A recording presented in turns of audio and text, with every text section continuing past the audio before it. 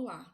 Primeiramente, eu gostaria de cumprimentar o Conselho Internacional de Altos Estudos em Direito, os palestrantes, os autores e os ouvintes deste conceituado Congresso Interdisciplinar de Políticas Públicas. O nosso artigo tem como título a efetividade democrática e o direito nas políticas públicas, tendo como autores o professor Estevam Schutz Campos, que é advogado, graduado em Direito pela Universidade Vale do Rio Doce, em 2012, doutorando em Direito pela Pontifícia Universidade Católica, pós-graduado em Direito Público e mestre em Direito pela Faculdade Autônoma de Direito de São Paulo. Também é professor de Direito nas áreas de Direito Civil e Constitucional do UNASP, Centro Universitário Adventista, Campus São Paulo e Hortolândia. E eu, que vos falo, sou Kellen Sueli Nascimento Santos, bacharel em Administração com habilidade em Serviços, formada em 2009 pelo UNASP, Centro Universitário Adventista, pós-graduada em Projetos Sociais, Gestão e Perspectivas, em 2013 pelo SENAC, e graduanda em Direito pelo UNASP, Centro Universitário Adventista de São Paulo, Campus São Paulo. O nosso artigo tem como tema participação política. O objetivo principal do nosso artigo é evidenciar a efetividade da democracia no Brasil, assim como o direito e suas influências nas políticas públicas para a transformação social.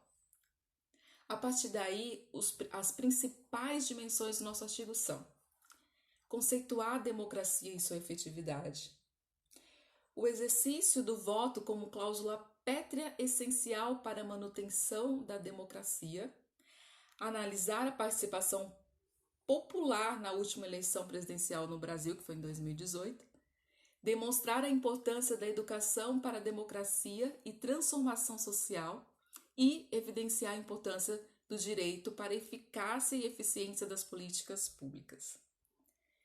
Democracia, ela tem sua etimologia formada por dois elementos: a palavra demo, que equivale a povo, e cracia, que vem de kratos, e significa poder. Logo, esta forma de organização política está baseada no poder ou vontade do povo. O Brasil, como Estado democrático de direito, tem na Constituição Federal de 1988 como a lei suprema que fundamenta todo o ordenamento jurídico e tem como princípios fundamentais a soberania, a cidadania, a dignidade da pessoa humana, os valores sociais e o pluralismo político. O artigo 60, parágrafo 4, consta incisos que protegem a estrutura estatal com cláusulas pétreas e entre elas está o voto direto, secreto, universal e periódico, pois de fato para um Estado democrático de direito, o poder emana do povo e este se faz através do exercício da cidadania mediante o voto. O autor Dalmo de Abreu Dallari, em seu livro Elementos de Teoria Geral do Estado, aponta 3 princípios que norteiam o Estado dito como democrático. O primeiro é a supremacia da vontade popular, no que se refere à representatividade através dos sistemas eleitorais e partidários. Segundo, sobre a preservação da liberdade, onde o Estado não pode dispor da pessoa e de seus bens. E terceiro, diz respeito à igualdade de direitos, ressaltando, sobretudo, a proibição de discriminação entre classes sociais. Já Stuart Mill, um importante filósofo que fala sobre política, ele diz que as democracias existentes no momento são igualitárias, mas são sistematicamente desiguais em favor das classes dominantes. O filósofo John Rawls elucida que a justiça de um arranjo social está relacionada a como se atribuem os direitos e os deveres fundamentais, assim como as oportunidades econômicas e das condições sociais dos diversos setores da sociedade. Para ele, a sociedade ela é bem ordenada quando regulada por uma concepção política de justiça, onde as instituições sociais fundamentais agem de acordo com os mesmos princípios e desejo geral de justiça, buscando outros fins que têm a justiça como equidade. Logo, a sociedade passa a ser um empreendimento corporativo para o bem comum, com normas públicas que conduzam as ações benéficas para um todo com expectativas legítimas. Ele acredita que a autoridade de decidir políticas públicas cabe aos representantes escolhidos através do eleitorado.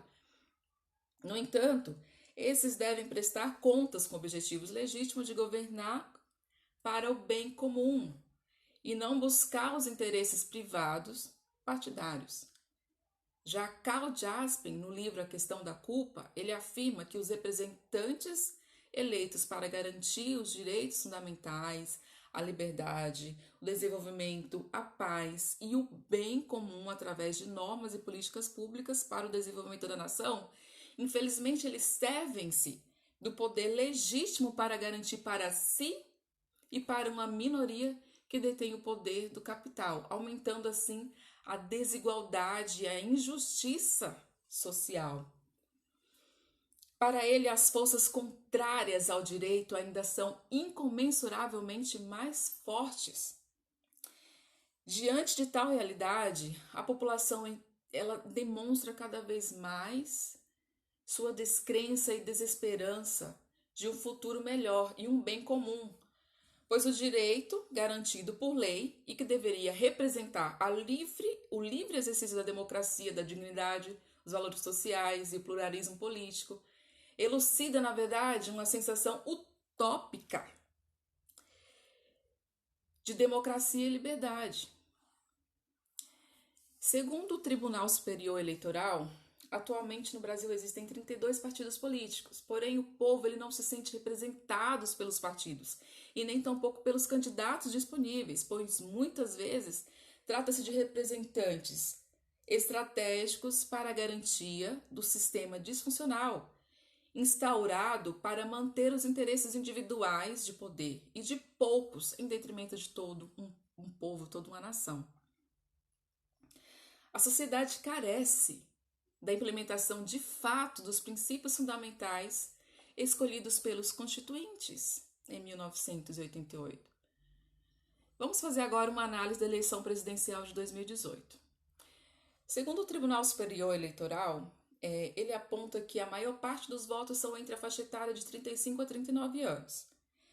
Em contrapartidas, pode ser observado entre os índices que o grau de instrução, dentro do grau de instrução, 24% do eleitorado possui ensino médio fundamental incompleto. E 19% não possui o ensino médio completo. Isso é alarmante. Há uma necessidade de educação básica da população. Outro dado importante é que no primeiro turno houve considerável abstenção, o que compreende a 20% do eleitorado. Já no segundo turno, houve até mesmo um aumento de 1% a mais. Só que esse 1% representa uma grande quantidade de pessoas. Foram 21% arredondados de abstenção, e isso representa 31.069.512 pessoas que não foram exercer a democracia, mesmo sendo obrigatório com sanções previstas em lei. Ou seja, 1/5 da população se absteve do voto e do seu direito de exercer a democracia. Isso mostra que a população está desacreditada quanto à efetividade da democracia e ela se vê com pouca ou nenhuma representatividade no cenário político. Nisso, é um importante fator para reviver a democracia de modo pleno. Ela se dá com ações político-pedagógicas que visam implementar políticas públicas que encorajam a participação democrática nos mais diversos níveis, ou seja, desde a participação democrática desenvolvida nas ações de bairro, a participação nas eleições municipais, nas eleições estaduais e eleições federais. Segundo a professora Maria Paula Dallari Bussi, ela define políticas públicas como modo de programa ou ação governamental, ou seja, o movimento que se dá à máquina pública, conjugando competências, objetivos e meios estatais, a partir do impulso do governo. A representação exterior da política pública, ela se materializa num arranjo institucional conjunto de iniciativas e medidas articuladas por suportes e funções jurídicas diversas.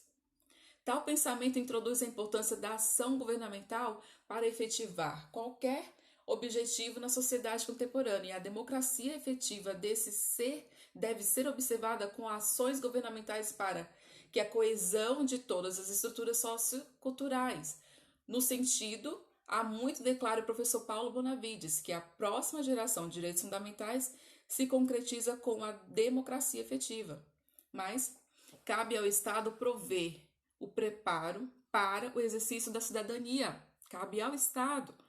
Logo, fica então o seguinte questionamento: a falta de políticas públicas voltada para a efetiva educação política seria uma estratégia de controle social? Historicamente, os jovens têm uma grande força e prevalência na busca dos direitos e mudanças e melhorias políticas. De igual forma, é de grande importância a formação para o exercício da plenitude da participação popular e para a melhoria da qualidade representativa pela busca da justiça social e garantias de direitos para que possa haver mudanças futuras e significativas, para que esse cenário possa mudar. É por meio da educação que o futuro pode ser transformado. A educação, ela muda realidades, ela capacita, ela amplia horizontes, ela concede dignidade à pessoa humana, ela desenvolve o pensamento crítico, ela informa os deveres, mas ela também informa os direitos e a sua forma de alcançá-lo, bem como influir através dele. No entanto, a educação, ela deve ser despretensiosa.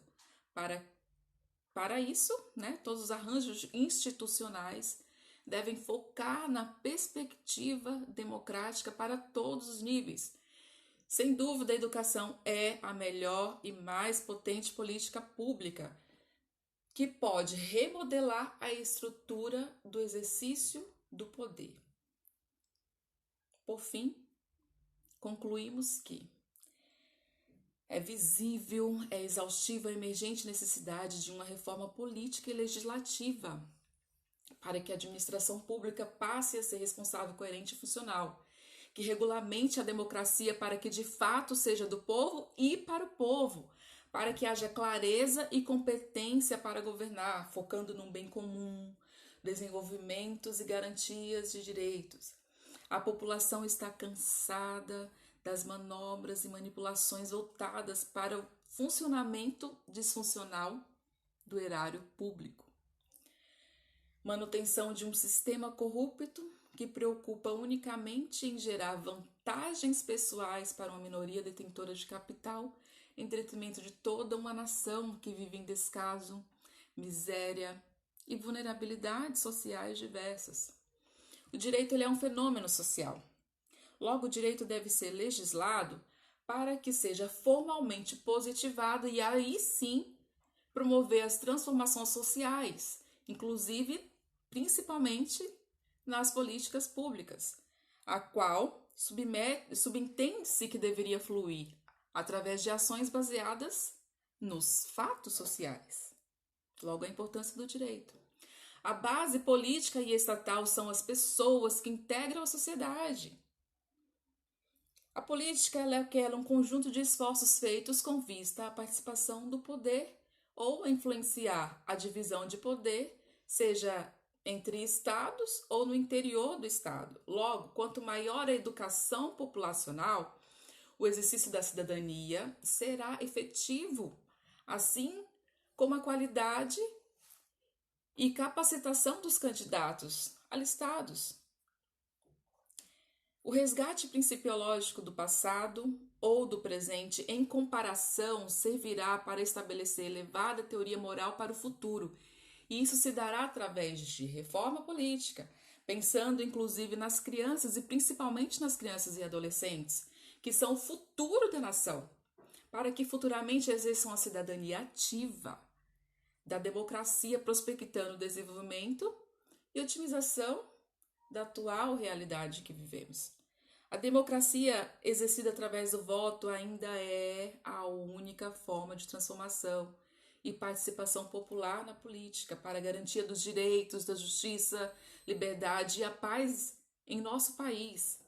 Porém, esta precisa ser efetiva e factível. O direito não é estático e é através dele que pode haver algum movimento em busca da superação das injustiças sociais, representando um relevante e fundamental papel para a transformação da sociedade. Eu agradeço a oportunidade de participação neste congresso e desejo a todos um congresso enriquecedor.